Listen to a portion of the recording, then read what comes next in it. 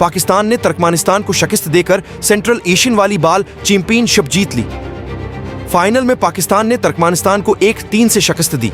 पाकिस्तान की जीत का स्कोर 21-25, 19-25, 25-20 और 14-25 रहा। इवेंट में पाकिस्तान नाकाबिल शिकस्त रहा। मुसलसल 6 मैचेस जीते। कौमी टीम ने मजमूई तौर पर 18 सेट जीते और 3 हारे।